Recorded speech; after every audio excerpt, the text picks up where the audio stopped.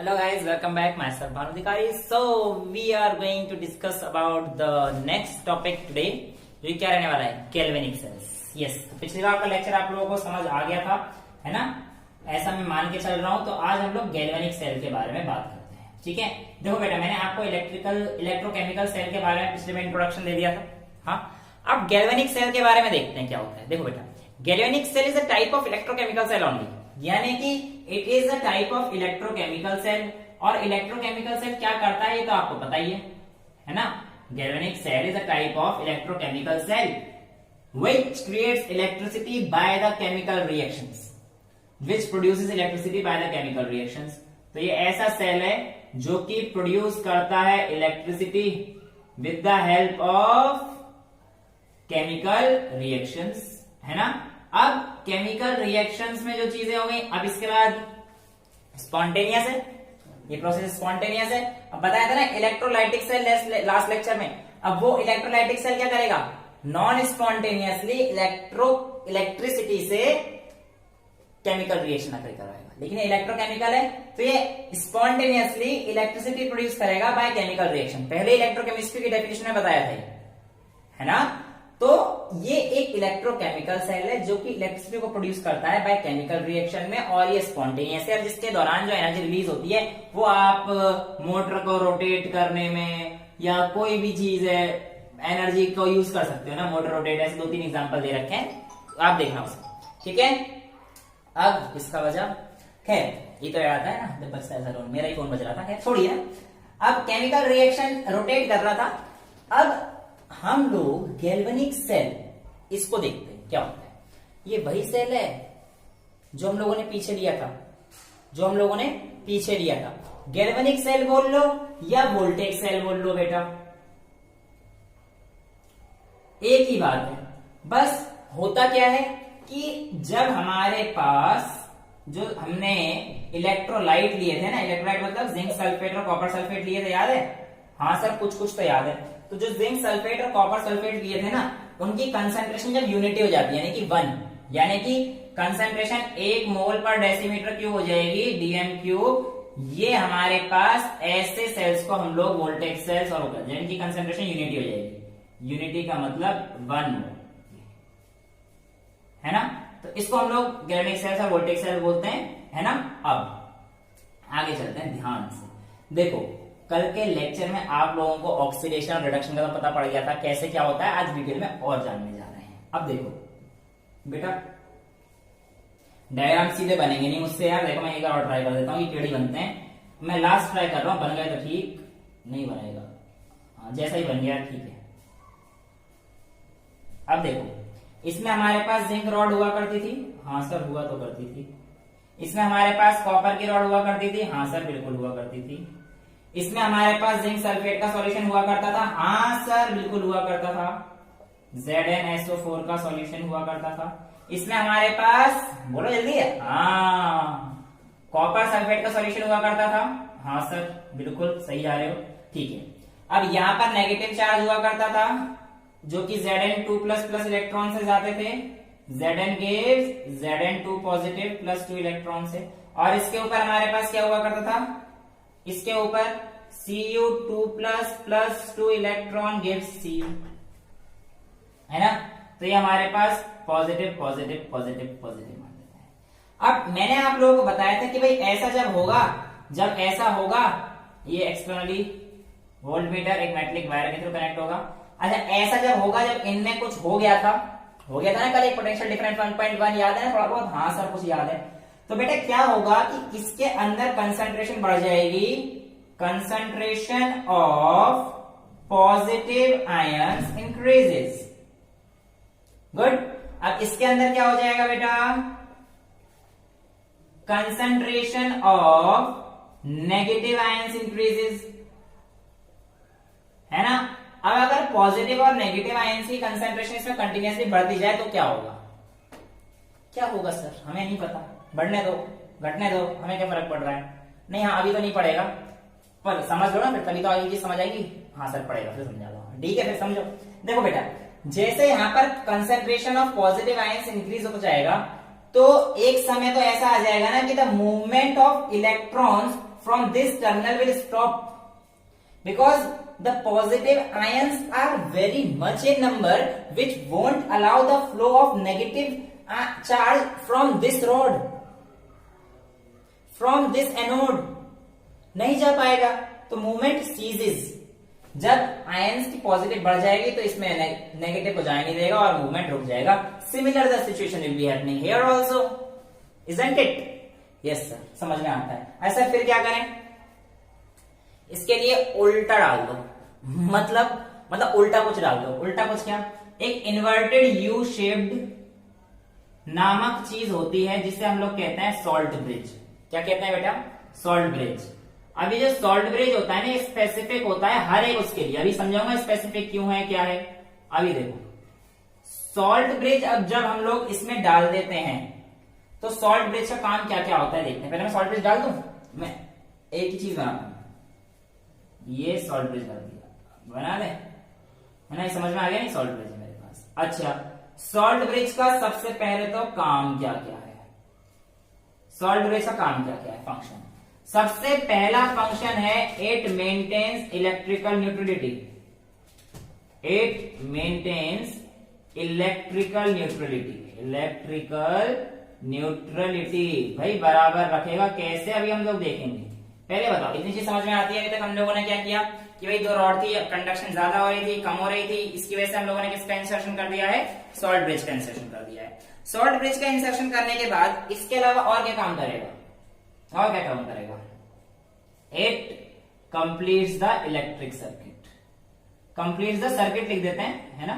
Completes the circuit. तो हमारे पास दो फंक्शन होते हैं। अच्छा सर, इसके अलावा क्या इसकी कोई और प्रॉपर्टी है? आप थोड़ा बड़ी क्लास में पढ़ोगे, अभी आपको दो ही आएंगे, बोर्ड के लिए दो ही आती है। अच्छा, अब ये सॉल्ट ब्रिज हमने डाला सर, ये काम कैसे करेगा?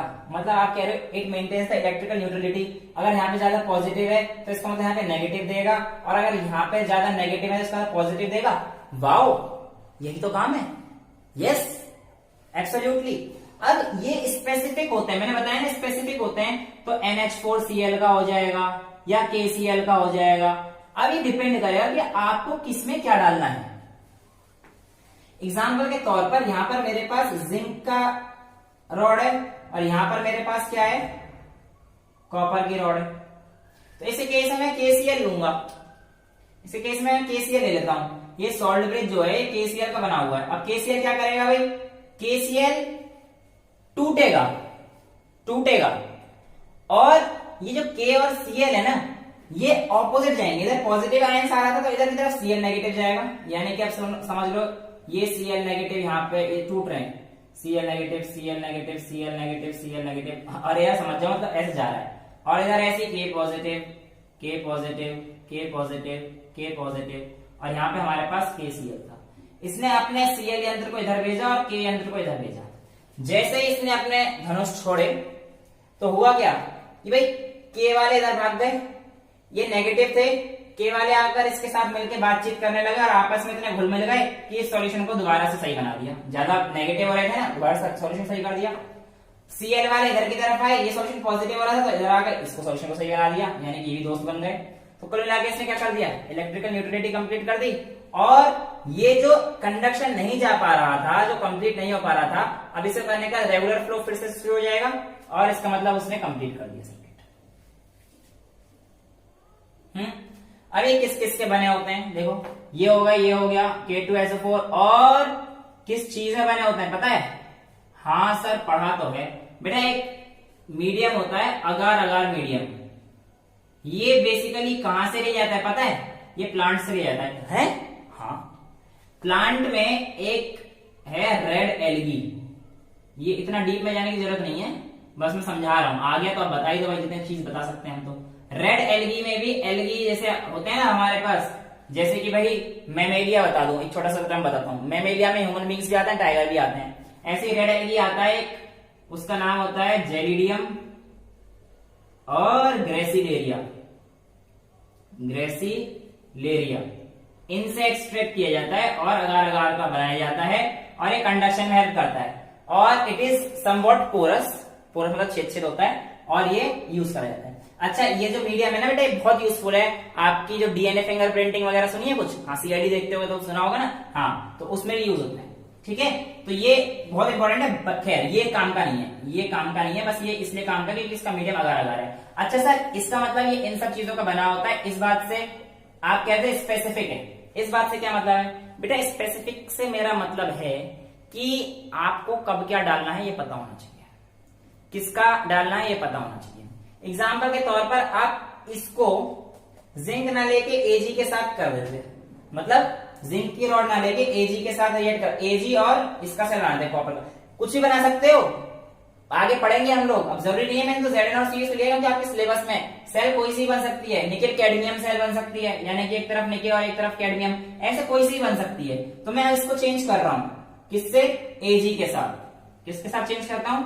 सिल्वर के साथ चेंज कर देता हूं, एजी और इधर कॉपर। अब देखो बेटा होगा क्या कि जैसे इस तरफ, अब वो तो होगा ही ना, एजी प्लस के आएंगे तो प्लस प्लस की कंसंट्रेशन बढ़ने लगेगी बेटा। जैसे ही इस तरफ आएंगे ना एजी, तो क्या होगा पता है?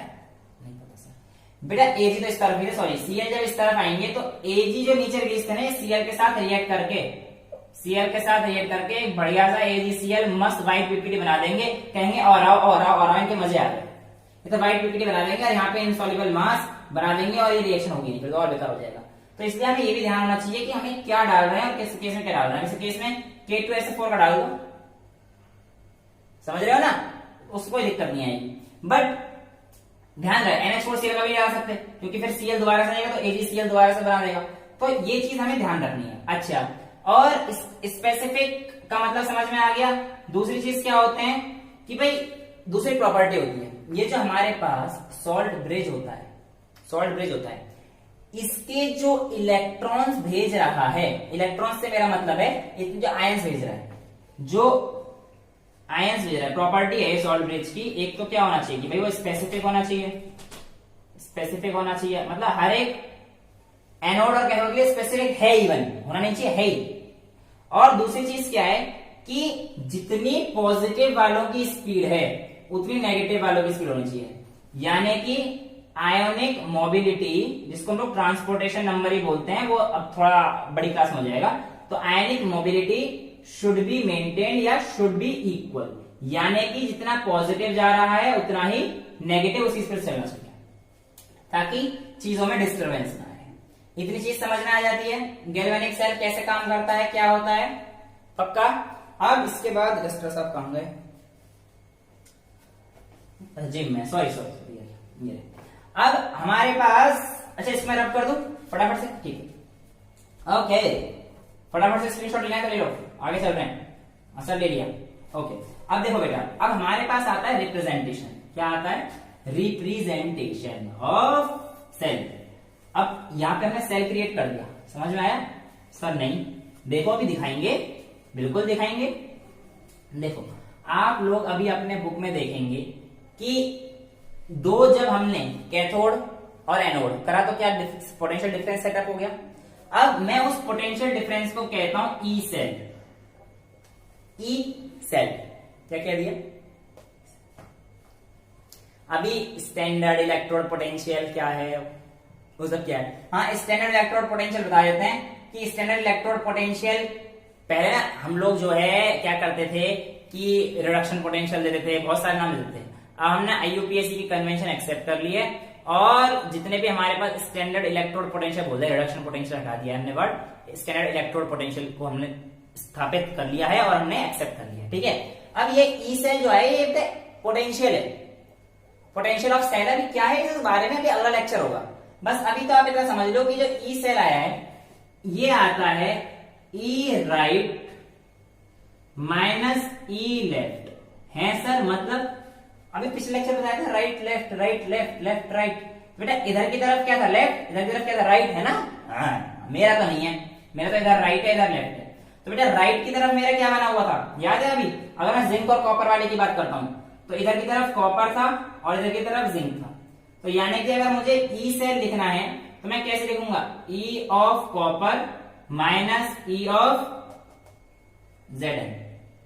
ये नॉट भी लगेगा, या अभी हम लोग समझेंगे, तो बस आप ये समझो E cell is equals to, ये सब अभी हम समझेंगे, स्टैंडर्ड कंडीशन में आएगा तब नॉट लगेगा, उसके डिटेल में मत जाओ, बस आप ये लिखना सीख जाओ, कि जब यहाँ पे सीख जाओ ना मजा आ जाएगा, सारी चीजें बहुत आराम से क्लियर होती जाएंगी, कोई दिक्कत नहीं आने वाली है। नॉट वर्ड का प्रयोग तो 1 मिनट की बात है, जब आगे लेक्चर आएगा स्टैंडर्ड कंडीशन आप लगा लोगे, पहले आप ये समझो, राइट माइनस लेफ्ट लिखते हैं, तो राइट में हमारे पास कॉपर था तो जिंक हो जाएगा, तो ई इज इक्वल टू क्या हो जाएगा, कॉपर माइनस जिंक। और ई सेल को और अच्छे से लिखना है तो हम लोग ऐसे भी तो लिख सकते हैं, E cell is equals to E of, ये भी पोटेंशियल, इसका भी तो पोटेंशियल डिफरेंस कुछ होगा, इसका भी तो पोटेंशियल डिफरेंस होगा, इसका नेट पोटेंशियल डिफरेंस वही है, तो ई of cathode minus E of anode. Confuse हो जाते हैं बच्चे, यही नहीं समझ में आता है एनोड माइनस कैथोड करें, कहां पे ये करें, कहां पे क्या करें, एक ही कॉन्सेप्ट रखना है, राइट माइनस लेफ्ट, ये अपने आप हो जाएगा, ये अपने आप हो जाएगा, है ना। अब सर ये कैसे लेंगे, ये सेल लेंगे कैसे की वैल्यू, देखो कुछ तो वैल्यूज आपको दी होंगी और कुछ हो सकता है निकालनी पड़े, निकालना कैसे है ये हम लोग सीखेंगे, पर उससे पहले हम लोग सीखते हैं कि सेल रिप्रेजेंटेशन कैसे होती है। अब देखो बेटा, ये थे हमारे पास, ऐसे था ना कुछ, अब समझ जाना भाई, मैं पूरा नहीं बना रहा डिटेल में, यहाँ पे कॉपर की रॉड थी और यहाँ पे जिंक की रॉड थी। जिंक में क्या हो रहा था बेटा, देखो Zn दे रहा था Zn2 positive plus 2 electron, copper accept कर रहा था 2 इलेक्ट्रॉन और बदल जा रहा था कॉपर में। इतनी बात समझ आती है, हाँ सर आ गई। ये ऑक्सीडेशन है, ये रिडक्शन है, ये ऑक्सीडेशन है और ये रिडक्शन है। इसके बाद क्या करें, हमें क्या पता सर, आप ही कर दो, मैं करता रहा हूं। देखो बेटा, इसके बाद हम लोग लिखते हैं सेल रिप्रेजेंटेशन, तो उसमें क्या होता है, जो चीज है और जो चीज हो रही है उसको लिखिए, देखो, और इसके बीच में हमने क्या लगाया था, सॉल्ट ब्रिज। क्या चीज है, Zn, और किसमें बदल रहा है, Zn2 पॉजिटिव। ये लेफ्ट में हमेशा बेटा एनोड का रिप्रेजेंटेशन देंगे, तो Zn2 पॉजिटिव। इसके बाद ये क्या है, सॉल्ट ब्रिज का साइन, ये हमने सॉल्ट ब्रिज डाल रखा है। अरे सॉल्ट ब्रिज के बाद इस तरफ क्या हो रहा था कि भाई इस तरफ से Cu गिव Cu2 पॉजिटिव, ठीक है, जैसे ये लिखा वैसे ही। नहीं, ना ना ना ना ना no no no no no बेटा, इस तरफ ये थोड़ी हो रहा था, इस तरफ Cu2 पॉजिटिव Cu में गया था, तो Cu2 पॉजिटिव गिव्स Cu। तो इस फॉर्म में अगर हमें दे रखा हो तो हम लोग ऐसे लिख सकते हैं ना। अब ओवरऑल सेल रिएक्शन कई बार आपको लिखने की आ जाएगी और फिर कहेगा कि भाई कोई वैल्यू दे देगा, ऐसी वैल्यू दे देगा और कहेगा कि अब बना के दिखाइए ओवरऑल सेल रिएक्शन क्या है ना। अब यहाँ पे मैं मान के चल रहा हूँ कि सबकी कंसंट्रेशन 1 मोलर है, ठीक है ना। जब कंसंट्रेशन चेंज करेंगे उसमें क्या वैल्यू आएगी वो हम लोग आगे सीख लेंगे, लेकिन अभी तो सबकी मैं 1 मान रहा हूँ ताकि आप लोगों को समझने में कोई दिक्कत ना, ये चीजें समझनी है ना, आसान तरीके से समझते जाएंगे फिर तो बाद में लिख ही देंगे हम अपने आप, ठीक है। अब देखो बेटा क्या करते हैं, अब हम लोग इसको थोड़ा सा कॉम्प्लिकेट कर दें। अच्छा, मैं आपसे कहता हूं कि कोई भी एक चीज ले लेता हूं, सेल ले रहा हूं, ठीक है, वही ले लेते हैं Ag और Cu का जो भी हम लोग देख रहे थे इधर, तो Ag हमारे पास इस तरफ आ जाएगा, तो मान लीजिए Ag प्लस से जाएगा, नहीं Ag जाएगा Ag प्लस में, और सॉल्ट ब्रिज के साथ कॉपर 2 प्लस ये जाएगा Cu में। तो इस बात का क्या मतलब है सर, इस बात का मतलब ये है Ag ने दिए Ag प्लस 1 इलेक्ट्रॉन, बेटा देखो यहाँ पे Zn2 प्लस था तो ये प्लस 2 इलेक्ट्रॉन दिया, यहाँ पे Cu2 प्लस मतलब 2 इलेक्ट्रॉन लेकर गया। अब यहाँ पे तो Ag से Ag प्लस गया है ना, तो इसने Ag प्लस 1 इलेक्ट्रॉन दिया है, और ये क्या करेगा यहाँ पे Cu2 plus 2 electrons give Cu। अब होता क्या है कि बेटा ऐसे लिखना वर्जित है, क्यों, बिकॉज आपके इलेक्ट्रॉन्स यहाँ पर सेम नहीं है, और अगर इलेक्ट्रॉन सेम नहीं होंगे तो कंडक्टिविटी में प्रॉब्लम आ जाएगी, और प्रॉब्लम आ जाएगी तो प्रॉब्लम होगी। अच्छा सर, फिर इसे मेंटेन कीजिए इसे। सर मेंटेन कैसे करें, इसको 2 करना है, यहाँ पे 2 इलेक्ट्रॉन है, यहाँ पे 2 इलेक्ट्रॉन होने चाहिए, यहाँ पे 2 इलेक्ट्रॉन होने चाहिए। अब इसको पहले मैं ओवरऑल रिएक्शन लिख के दिखा देता हूं आपको, ओवरऑल रिएक्शन कैसे लिखते हैं। देखो बेटा, ओवरऑल रिएक्शन ऐसे लिखते हैं। अब इन दोनों को ओवरऑल मतलब क्या होता है, सबको प्लस कर देते हैं हम लोग ओवरऑल करने में, तो इसको प्लस कर दीजिए। अब इसको प्लस कर देंगे तो क्या बन जाएगा, फटाफट से कर दो भाई, Zn और Cu2 plus Zn plus Cu2 plus, अब 2 इलेक्ट्रॉन इधर के अंदर के चले गए, गिव्स Zn2 प्लस Cu। ये हमारे पास ओवरऑल रिएक्शन आ गई, ये हमारे पास ओवरऑल रिएक्शन आ गई।